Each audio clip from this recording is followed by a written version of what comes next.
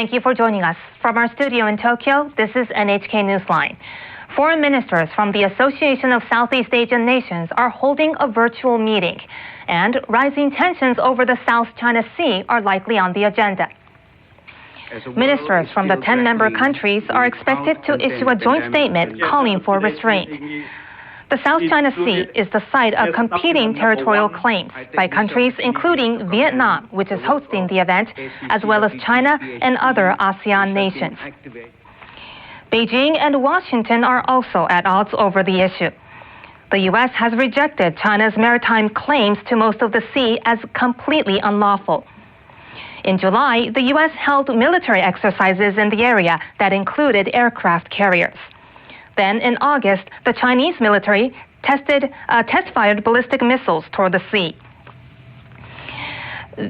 An expert says China and the U.S. need to understand that ASEAN's member countries do not want to see the dispute escalate any further.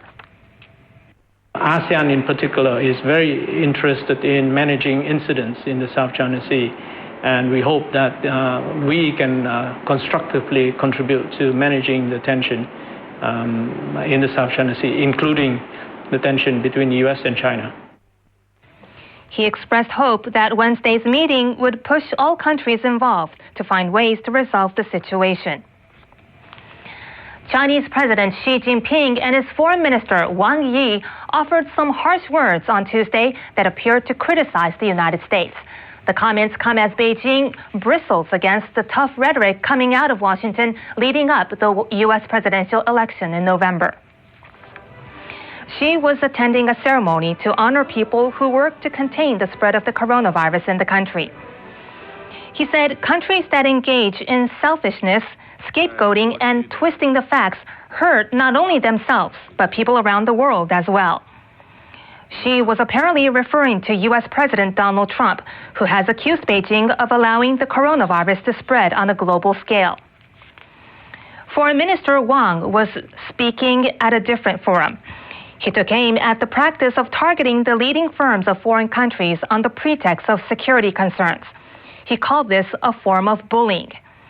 This comes after the U.S. stepped up its restrictions on Chinese IT firms, such as Huawei and TikTok's operator ByteDance. Medical experts in Japan have drawn up recommendations for coronavirus treatment options after analyzing reports from around the world. The guidelines are the first of their kind in the country. They were compiled by the Japanese Society of Intensive Care Medicine and the Japanese Association for Acute Medicine. They urge doctors to use a steroid called dexamethasone in moderate to severe cases, but strongly advise against using it in mild cases. The guidelines include a weak recommendation to use remdesivir on patients with moderate to severe symptoms. Remdesivir was the first drug approved in Japan for coronavirus patients. These recommendations are intended to serve as a guide for clinical treatment. Medical workers can quickly and appropriately treat patients by relying on them. The two organizations said they'll post the guidelines on their websites and update them as needed.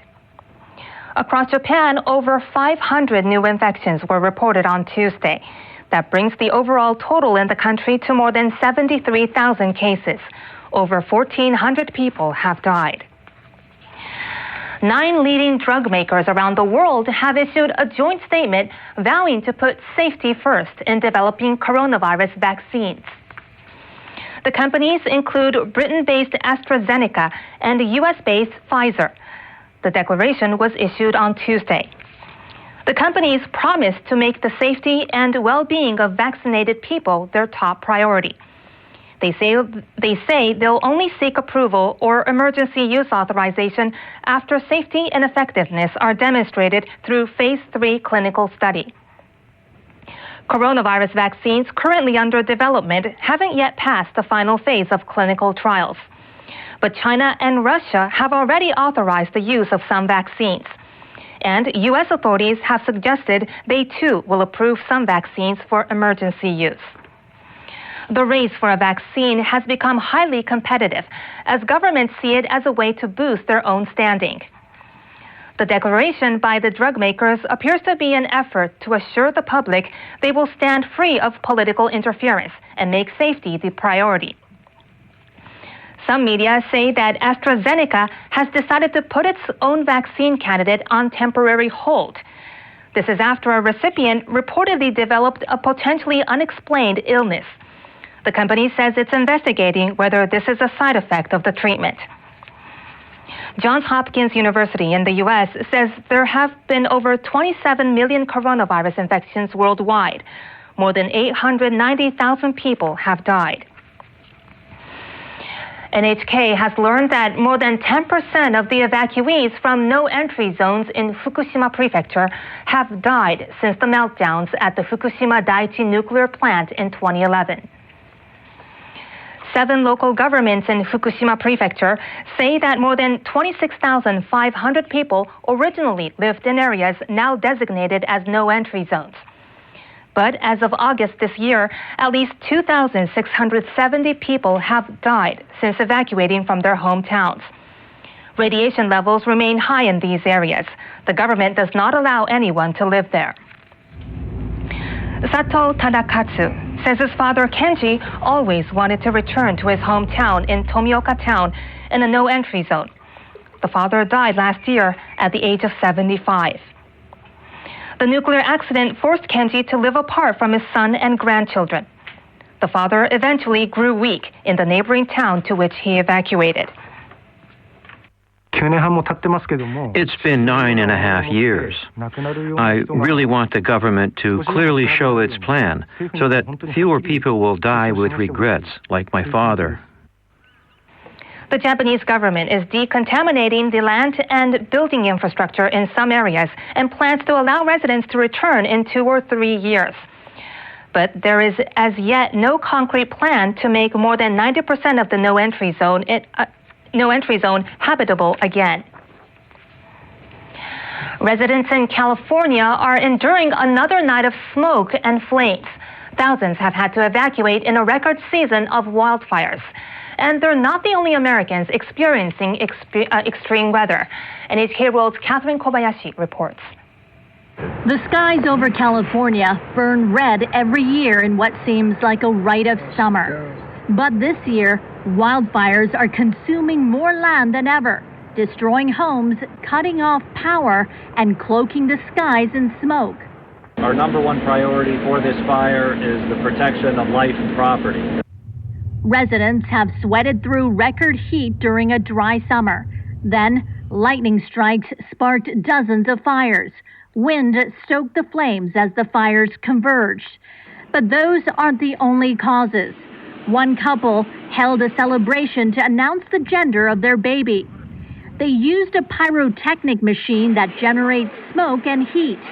That ignited another wildfire, and families across several communities had to leave their homes. I am upset that people are stupid. Rescue crews are getting by on little sleep. Some rushed to this camping area to save more than 200 people trapped by the flames. All of the individuals that they rescued were greeting the crew members with hugs. And Californians aren't the only ones struggling through the end of summer. A view from above shows the extent. Smoke all the way to Kansas. People in Colorado felt temperatures climb toward 40 degrees Celsius one day, then woke up to snow the next. Summer to winter overnight. A fire consumed most of the homes in this town in Washington state. Residents wonder, what now? Everything gone. Clothes, beds, everything. And emergency crews don't expect their work will be done soon. They've been unable to contain many of the fires, adding to the devastation in a year marked by it. Catherine Kobayashi, NHK World, New York. Apple has announced it will hold a special event on Tuesday. The company is expected to unveil new models of some of the company's core products. Apple is keeping details of the September 15th event secret. It's going to be streamed from California on the company's website. Apple traditionally introduces new iPhones at around this time of the year, before the holiday shopping season starts. U.S. media say new versions of Apple Watch, iPad, and iPhone 12 that support the 5G wireless technology may be unveiled. The event comes while a global economic slowdown caused by the pandemic has led to a plunge in smartphone shipments. Analysts are expecting that new iPhones that can run on 5G networks will generate higher demand. When the coronavirus swept through a cruise ship off the port of Yokohama in February, many people saw the event as unprecedented. But in fact, something similar happened nearby immediately after World War II. Our next report focuses on the struggle to get beyond the problem back then. The port of Uraga, like the port of Yokohama, is in Tokyo Bay. This footage is thought to have been taken by post-war occupation forces, the general headquarters of the Allied forces. Many ships bringing Japanese soldiers back were infested with cholera. They gathered off Uraga to quarantine. 100,000 soldiers are believed to have been kept on board, and some 400 died. People started calling the area a cholera-infested floating city. For years, historian Nakauchi Hiroshi has been working with a local group to learn more about the situation. 24 ships were stopped around where that boat is. The soldiers were right by their homeland, but couldn't come ashore. Many died on board. It must have been heartbreaking.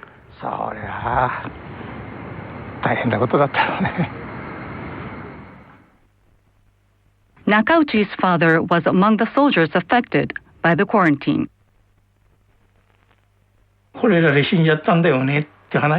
My father told us that people died of cholera on ships, but he changed the subject when I asked him to tell us more. I realized he didn't want to talk about it too much. It was Nakauchi and his team who found this footage.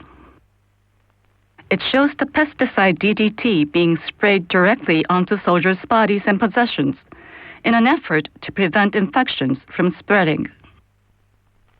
A lack of food and water steadily weakened the patients. Nakauchi and his team tracked down some of the physicians and nurses who treated the soldiers and collected their recollections. Working on the deck under the burning sun in protective gear was brutal. Sometimes patients would unwittingly vomit on us or soil themselves when we were carrying them on our backs. Every day was a life or death situation for us too. When the cruise ship quarantine happened at the port of Yokohama this year, Nakauchi was struck by the similarities. The coronavirus caused the same sort of situation as before. I'm sure the nurses and doctors tried their best to help. We know how people suffered 75 years ago and can learn from that history. So if something similar occurs yet again, the lessons of the past may help expedite the care. Those were the main stories for this hour. That's all for this edition of NHK Newsline. Thank you very much for staying with us.